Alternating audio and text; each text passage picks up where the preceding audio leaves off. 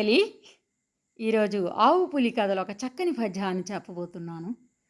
గుమ్మడి పాలు నాసుతునకు పరితృప్తి జనించుగాని నా మాంసంబు సమస్తంబు గొనక జాలదు నీ ఉదరాగ్నికైనా నిక్కమ్ముగ ఇందు ప్రథమ కార్య నిర్గతి నీ వెరుంగమే పొమనవన్న వ్యాఘ్రకుల భూషణ చయన భోయి వచ్చేదన్. గుమ్మెడు అంటే మొంతడు పాలు నా కుమారునికి, సుతుడు అంటే కుమారునికి, పరితృప్తి అంటే సంతృప్తినిస్తాయి. నా మాంసంబు సమస్తంబు గొనక జాలదు నీ ఉదరాగ్నికైనా నా సమస్త మాంసము తిన్నా కూడా నీ కడుపు మంట చల్లారదు. ఉదరము అంటే కడుపు, అగ్ని అంటే మంట.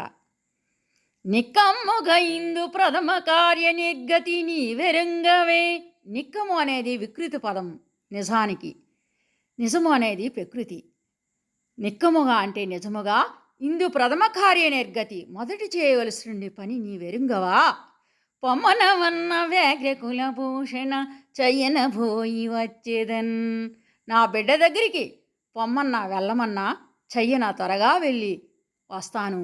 వ్యాఘ్రకుల భూషణ, వ్యాఘ్రము, పుండరీకము, పులి, బెబ్బిలి అన్నా కూడా, శార్దూలం అన్నా కూడా పులి అనమాట. వ్యాఘ్రకుల భూషణ అంటే పులి శ్రేష్ఠుడా, నువ్వు పొమ్మంటే నా బిడ్డ దగ్గరికి వెళ్ళి పాలిచ్చి మంచి మాటలు చెప్పి బుద్ధులు చెప్పి త్వరగా వస్తాను, ఆడిన మాటను తప్పనని పులికి ఆవు తన యొక్క ఆవేదనను వ్యక్తం చేయడం జరిగింది. ధన్యవాదములు.